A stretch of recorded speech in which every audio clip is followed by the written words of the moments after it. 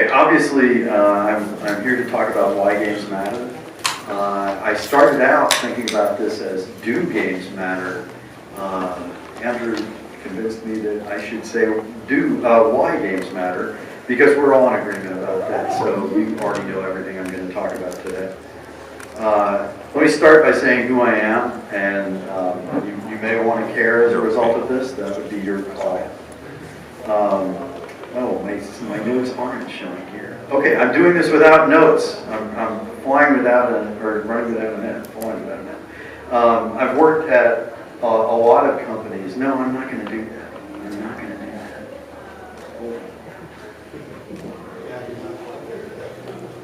that. This will be a better time. Oh, look at that. Okay, so I'm a 40-year veteran of video games. Some of you heard this before. I've worked for a bunch of companies. I started in tabletop games and Steve Jackson games and TSR. I got into digital games with Origin, creators of the Ultima games. I've worked at a lot of companies. You know, in the last session we talked about security in the game business and how there was none. This is an indication. I thought I was going to retire from Origin and get a gold watch and all of that. It didn't quite work out that way. I have worked on a bunch of games at a bunch of different companies. You know, people don't remember too, but I'm still proud of it. It released in 1984, and I still get royalties. But I worked on a bunch of stuff, some of which you may have heard of, some of which you may not have. You know, I've done everything except code and art. I mean, from production to creative direction, studio, CEO. I've done a little bit of everything. This is just me bragging because I'm proud of it. I've written Choose Your Own Adventure books. I've written novels. I got to write DuckTales comic books, which was the highlight of my life a while back. I've done startups. I was working on an epic fantasy role-playing game, Sleeping Giants on the left, and with John Woo on a modern-day ninja game. I'll tell you, John Woo, he has the warmest, softest hands of any human. If you get a chance to shake his hands, do. I've worked for huge companies. I worked for Disney for 7 years after they acquired Junction Point on games like this. Epic Mickey got me so much grief from gamers, I got off of Twitch. I'm a sellout, just as a note, for making a Mickey Mouse game. I will tell you, to my frustration, Epic Mickey is an immersive simulation light. It was my attempt to sneak in immersive sim ideas into a mainstream game. I think it worked pretty well, but you know, gamers didn't like me for a while. I gave teaching a shot for a while. I created a gaming academy at the University of Texas, created the curriculum. We were teaching creative and production leadership because I thought that was an underserved topic, an underserved skill set in game education. So we taught people how to be creative directors or producers on games in some interesting ways, which I will talk your ear off about, so I'll keep going. Now, I'm a partner in a company called Other Side Entertainment. Our motto is player powered. We're all about empowering players to tell their own stories, which I will come back to probably to the point where you're tired of hearing it today. We say player powered. My version of that is play style matters. And I wrote up a 12-page mission statement, and no one would read it, so I wrote an 8-page version and a 4-page version. I kept on going until finally I just said, okay, I'm going to come up with a 2-word version of my mission. And it was play style matters, and I plastered that all over my office in 12-foot high letters, so people would remember it. If you want to see a slightly longer version of the mission, I posted it on my blog site, which is wordpress.blog or something. I don't know. You'll find it. Anyway, you can read it there. I think I put it up on GameDeveloper.com. Well, anyway, the longer version is up there if you're curious. At Other Side, we're working on 2 projects. I can't say much about them. Argos Riders on the Storm is a project that I conceived that guys like Joel Guinness sitting back there, who I keep ratting out, is actually making, because I haven't done real work since about 1989. But what I can tell you is, it is, in my opinion, the next logical step in immersive simulations. And I think if you go to the website, we've said a little bit about it, so go to the Other Side website, you'll learn a tiny bit about it. The best thing of all is we released that image, and people started guessing what the game was about, and they were all wrong. I love it. The other game we're working on is Thick as Thieves. You can probably guess what that's about. Thieves. So I will leave it at that. Okay, so I've been around for a while. I've done some stuff. I think I know enough to be up here talking about it, and I'd like to share some of what I've learned over the years. So again, I'm not going to talk about whether games matter. I'm going to talk about the fact that they do, and how, and maybe how we make them matter. Okay, so there are lots of ways. Everyone's favorite, a way to have fun. I hate the word fun. After this, or if you want to start yelling at me now, someone define the word. Okay, tell me how to make that word a measurable success criteria. Okay, you won't be able to do it, I promise. But it's a useless word, but it's one we use so often. I'll use it in shorthand. A lot of people think games are a way to have fun. It's a way to pass some time. I mean, my lead designer plays, 7 Days to Die for 1,000 hours. I have no idea how. But it's a way to pass some time. Got an hour or 12, play a game. Nothing better to do. Games right there to fill the gap between, others, presumably, though probably not, more important things. They allow us to pass time in a directed way. So games can distract us from whatever is going on in our lives. And I don't know about you, but I want as much distraction as I can get from the world today. They're a way to escape. We can get away from the things that are going on in the world, and the difficulties and dangers of the real world.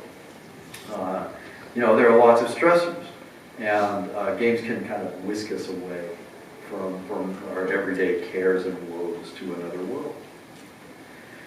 They're a way to control.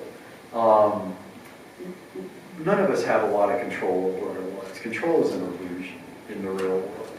In a game, it's not. In a game, it's reality. And there's something very comforting about having control over things in your life. So games are a way to control.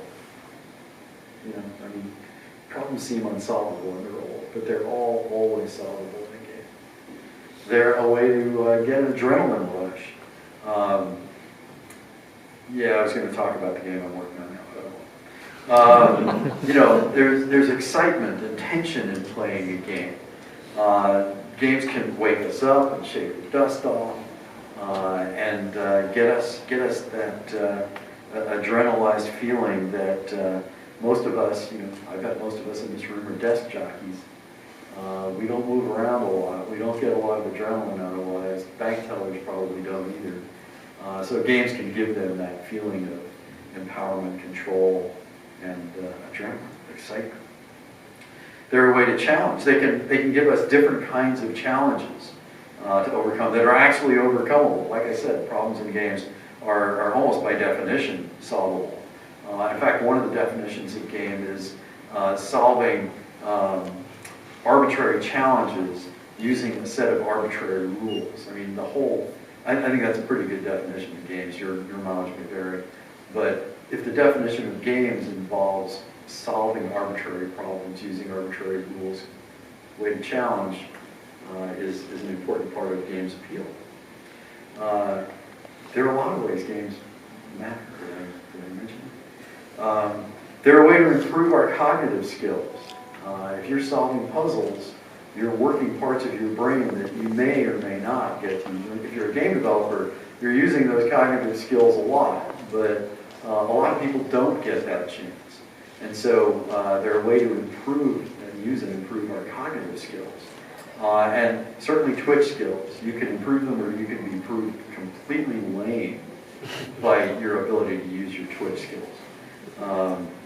So these can enhance our lives in the real world. You know, better hand-eye coordination, more fully developed, you know, cognitive skills. Those can actually come back to the real world, which is kind of cool. They're a way to level the playing field. You know, autistic people, divergent thinkers, may have trouble playing some game, you know, interacting with people in the world. They often tell me that they engage with my games in ways that they don't with other people. Oh, sorry. I've had people with cerebral palsy say they can play in my games and get joy out of them.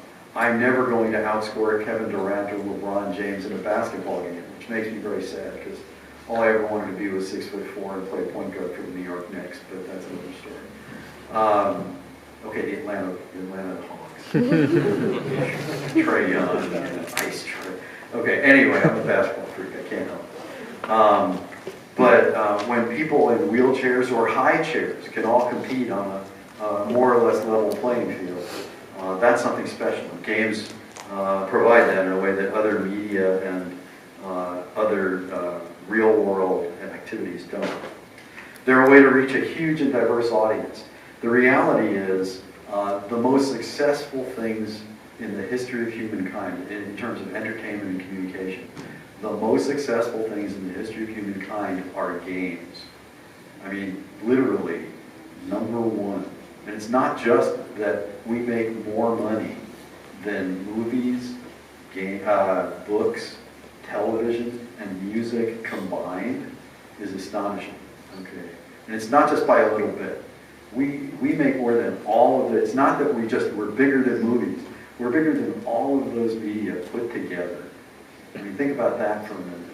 Think about why, you know, a book that sells 5 million copies is more influential culturally than a game that sells. I mean, the Mario series has sold over 830 million copies over the year.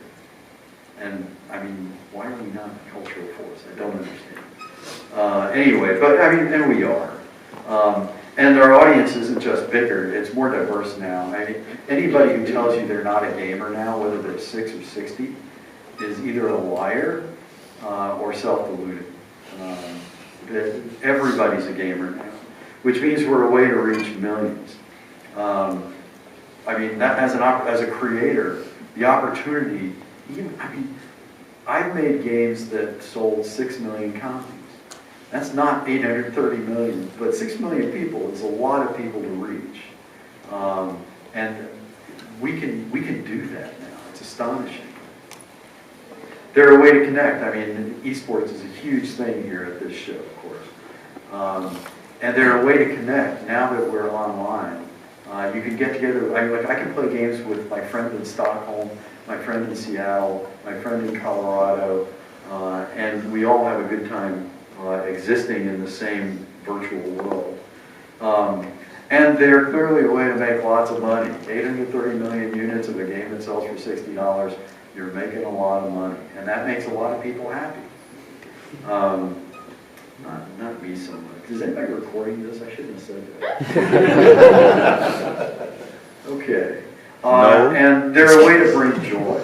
This is maybe my favorite, until I get to my real favorites. But of the kind of surface level, obvious ways games matter, this is my favorite. I mean, who doesn't, I mean, as a player, who doesn't want to experience joy? There's so little of it in our lives. As a developer, who doesn't want the joy of brainstorming or the joy of concepting something magical, maybe literally magical, and bringing that to people? We can bring joy to people and create it in our own lives as we make our games, along with the grindingly hard, deathly work of making games, by the way. If any of you want to make games, you better love it or it will kill you.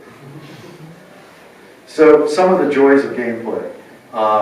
There are a variety, and I'm going to talk about ones that I kind of buy into. These are ones that people a lot of people think I'm nuts about where I'm going to get with this talk.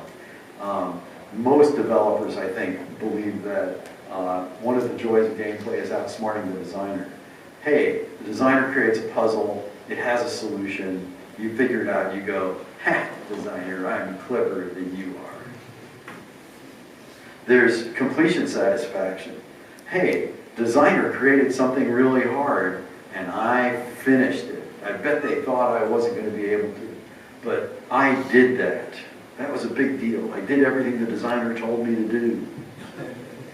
The triumph of skill. You know, I suck at shooters. I mean, I just do. I always have, and now my twitch skills have deteriorated at my advanced age. And you know, but there is the triumph of skill, the joy in showing that you are better than that other person, or you did something that the designer didn't think you were capable of doing. And it is fun for a designer to say, I'm not going to name any games. I never name games or developers because I don't want to lose friends. And so you'll have to use your imaginations. You're all gamers, you'll figure it out. But a lot of games, like every movie, and I'll come back to this as well, but they want to tell you something. They want to make a statement about what is it like to be a father? You know, here's what I think.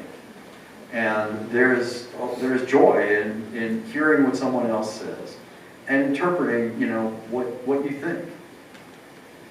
Okay, so games matter. That's the end of my talk. Oh no, that's not the end of my talk. Stopping here with what I think do a disservice to the medium we all love. There are other ways games matter, ways that frankly matter more to me than a lot of the ones I just went through. Everything I've talked about already is kind of secondary to what's most important to me. What I've talked about is fine, and if that's what you want to do for a living, it is not for me to tell you what kinds of games to make or play, just to be clear. I do a specific thing. I'm going to do it until people stop funding it, and then when people stop funding it, I'm going to stop making games. I'm a relentless advocate for the kinds of games I make, and I will not compromise that. But in my mind, games can be more, we can be better. We can offer players more than what I describe as the surface level things that I've just gone through. I mean, time-wasting control fantasies, usually teenage boy power fantasies. We can do better than that, okay? There are things that only games can do, and that's what gives me joy, okay? Doing things that only games can do. And I used to be ashamed to say that games are art. No more. Screw it. Games are art, okay? But they're unlike any other art form. And what that says to me, we have to exploit the ways that games are unlike other art forms. We have a moral obligation to it. If we want to be culturally relevant, we have to do it. And whether you guys like my games or not, whether you think they're art or not, I do. Okay, I like them and I think they're art. Okay, so I'm going to run through some of the ways that I think we're unique. We can allow players, I mean, no other medium ever has been able to allow people to explore their personal beliefs, okay?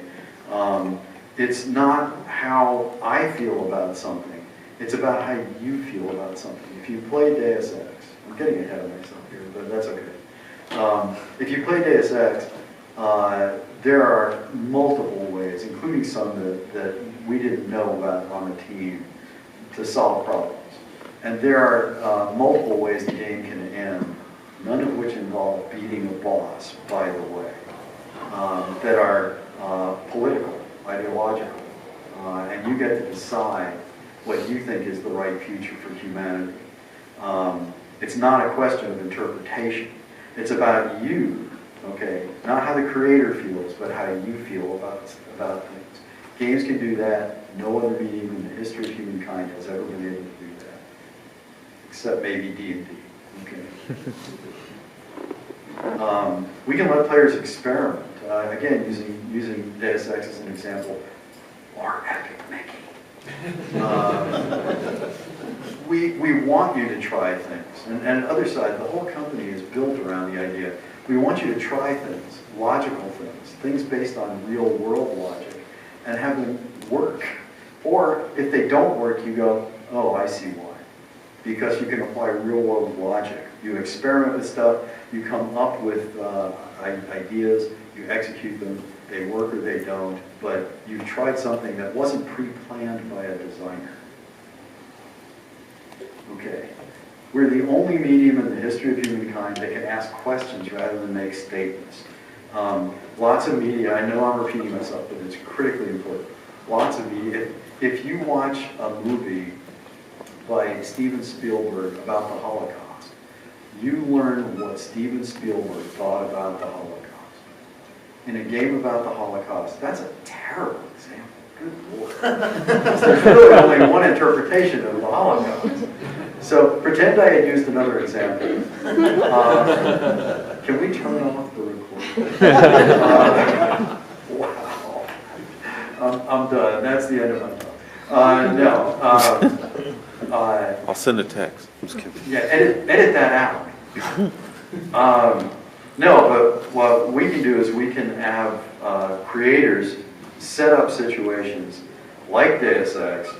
What is the right future for humanity? And I will tell you right now, the only thing I'm going to say about the game I'm working on is you're going to have to decide what's right and wrong. I will not tell you. I'm going to ask you to think about things. The game is about more than just killing monsters. I'm going to ask you to think about what I consider to be important things. I'll tell you what to think about. That's my job. But you're going to have to sort of tell me back in a dialogue what you think. Okay. Okay. If you really want to make a statement, go make a movie or write a book. Get out of my meeting.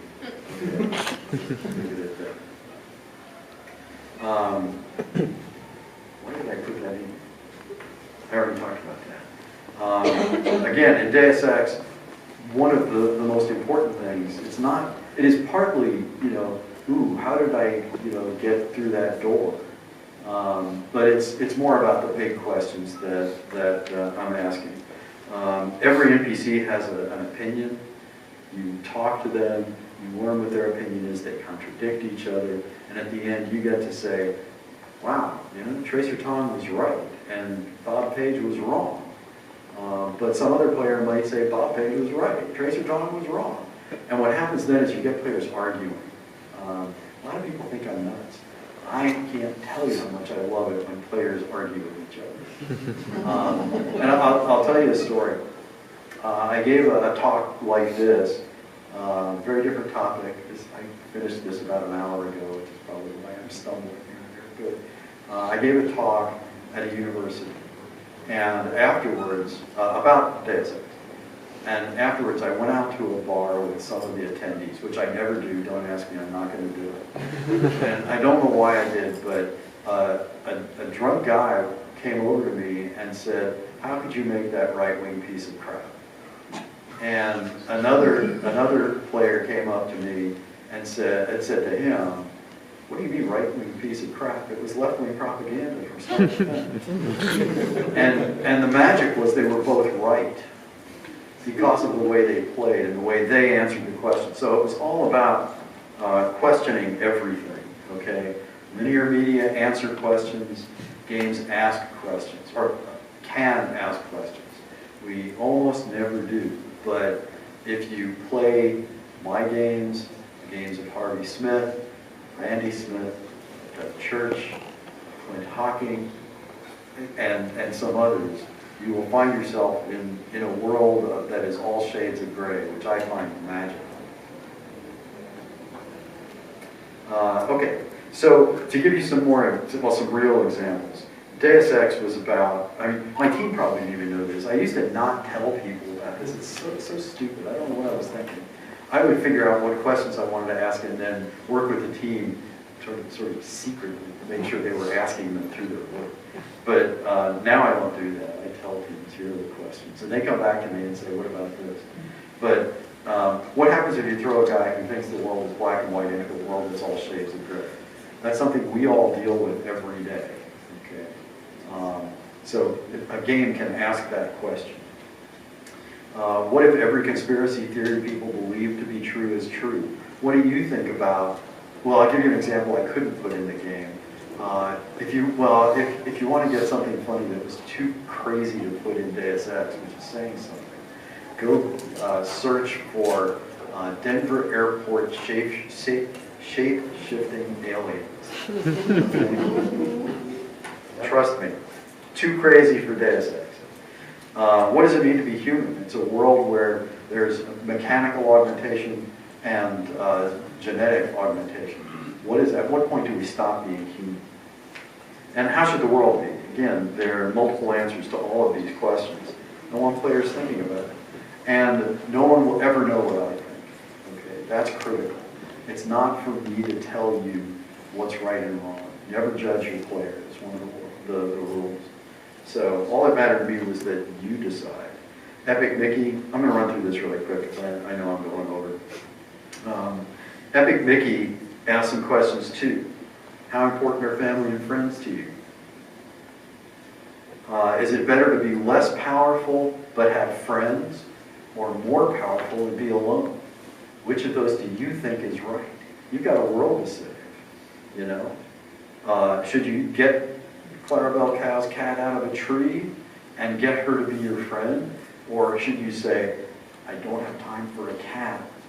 There's an enormous blot trying to destroy the world.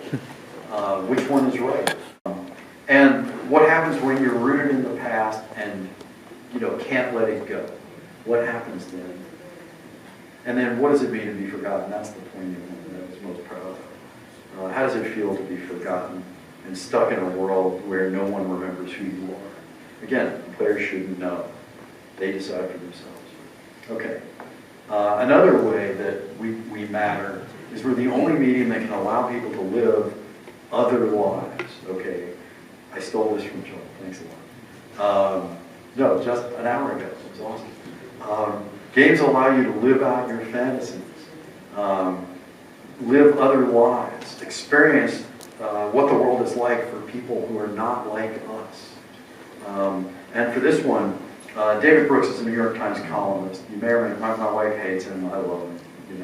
You get to decide, because the real world is just like my games. But he talks about the fact that players can't experience the world from other people's perspectives. So that's causing a lack of empathy in the world. And he basically, I won't read you the whole column he wrote, but he says, what happens if you had the chance to be a vampire? You can't know, okay? And would you want to be a vampire as opposed to your human self? There's no way to know that. Well, you're wrong, David, because games can actually let you experience that. You can make a truly consequential choice about who you are in a game world. And I assume that David Brooks doesn't play games. If he did, he'd know that game playing solves his problem and answers his questions. We allow you to try out behaviors in the virtual world and experience the world from another person's perspective in ways that we might not even want you to in the real world. You don't just watch someone play or dance or sing. You actually do it. And again, I keep coming back to this, but how remarkable is it that everybody in this room either makes or experiences things that let you feel things from another person's perspective, unlike any other medium ever. It's astonishing to me. And we matter if for no other reason than that. I will never know what it's like to fly a World War I biplane, but I made a game that no one remembers called Wings of Glory, where you get to feel what it's like. I've made fantasy games. I've never made a vampire game. It might be kind of cool. Certainly, now there are enough vampire games in the world, I don't need to do that. But you get to experience what it's like. And taken to an extreme, I'm not saying every game should do that, but we have the potential to put you in a world that is not yours, okay? And let you experience what it's like for someone else. That's hugely powerful. And I understand that there are cultural appropriation issues here. I wish that weren't the case. But again, we have the capability of doing this. Maybe it's not for me to make any of these games, but someone could, and someone could be very successful doing it. So again, David, come look over here because we solved the problem. You just don't know it. And then the one that's probably most important to me, other than joy, is we can share authorship. And to do that, we have to do two things. The developer has a role to play. What we do is we create fiction. At least I do. I'm probably mostly talking about every game tells a story. We can talk about that some other time too. Tetris tells a story. But we provide a context. Hey, your brother's been taken prisoner by terrorists. You've got to rescue him. That is a context for action. We bound player experience. We don't give you guns, therefore you can't shoot. Solve this problem without guns. We bound player experience without determining player experience. That's where a lot of games fall short for me. Your mileage may vary. Love games that are linear and where you have a skill challenge you have to overcome. For me, it's that we don't determine how you solve the problem. You deal with the context and the boundaries that we set. The player has a role to play too. If some of you are not developers, there's an interesting cadence or rhythm to the games that I make. They're not free-flowing. In a shooter, what you want is this, free-flowing, constant movement, move forward like a shark, you'll ultimately win. That sounds like I'm demeaning shooters. Well, I am. But in immersive sims, Deus Ex, Thief, games like that, Dishonored, what you do is you stop, you see a challenge, you stop, you assess the challenge. What is this challenge? You make a plan. How do I want to deal with it? Not how did the designer want me to deal with it. How do I want to deal with this problem? And then it's go, go, go, go, go. Execute the plan. And then see the next challenge, stop, assess, execute, and then move on to the next challenge. And what that means is games are a collaboration. They are not a statement. They are a collaboration. They are not one-way communication from a creator to a user. They are bi-directional. And we are the first medium that does that. At some point we can talk about oral storytelling, which is really interesting in kind of some weird ways. But dialogue is what it's about. And that's what shared authorship means to me. And that and joy, those two things, if you can share authorship with people and give them joy, you have won the game. So all of that makes us matter. The last four I talked about, frankly, matter more to me than the first 72 or however many it was. So I'm going to end with the big summary. What we can do that no other medium in the history of humankind has been able to do is we can turn everyone into a storyteller. If you're playing Tetris, the story is very simple, but I created a long gap, and I was waiting for the long piece to show up, and it didn't show up, and an L piece showed up, and I was screwed. That's a story. That's a unique story. That's a story that's different from mine. Okay. Every game tells a story. The ones that I make, you tell your story. We can turn everyone into a storyteller. And frankly, we've been storytelling animals for millennia. So now we have a new way to do it. Why wouldn't we take advantage of that? So I lied, okay? I like multiple end games. And so I've got another one. Here's another reason why I think we matter. I've kind of hinted around at this. Games have been around for about 50 years, which sounds like a lot, but it's not. It's nothing. New media come along, new communication capabilities, new art forms come along once or twice a century. Once or twice a century. In the 20th century, it was movies and radio. with television being a combination of the two. I got a whole lecture about that too, which I won't do. We're the medium of the 21st century if we don't screw it up. And for me, your mileage may vary, but screwing it up means aping other media, doing what they do, not as well as they do it. So everyone in this room, whether you're a developer or a player, you have the opportunity not just to watch a new medium being born, but to participate in its birth. We do not have a real idea of what games can and should be yet. We are an infant. All right, maybe we're an adolescent because we're a pain in the ass, but we can all make games what we want them to be. And you can disagree with me. I can't even tell you how much grief I get when I talk about this with a lot of my peers. But I hope you'll at least think about it and then help us create this new medium. And how can you do it? If you're a developer, find a way to honor what makes us unique and different and wonderful and new and artful. Okay? Just find a way. Don't assume that games have to be about alien invasions and fighting off monsters and, you know, demons and zombies. Everybody's favorite of these days. Jettison the idea that games are about you. If you're showing how clever and creative you are, you have failed. Games should be about how clever and creative players are. Okay?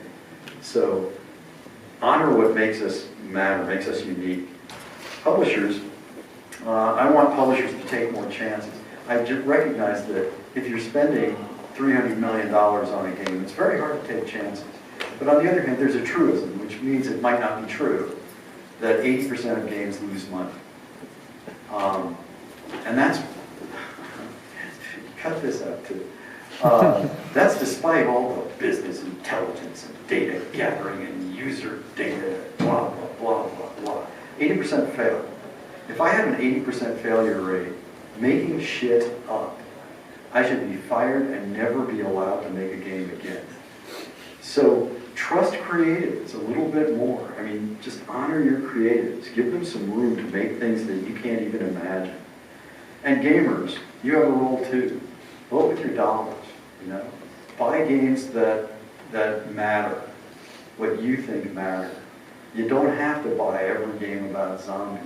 You don't have to buy a game that has, you know, perfectly modeled guns. By the way, I am personally opposed to guns in games because I'm sick to death of them. But that's the only reason. No, but players, you've got a lot of dollars. You're the reason I get to make games. So vote with your dollars for games that matter.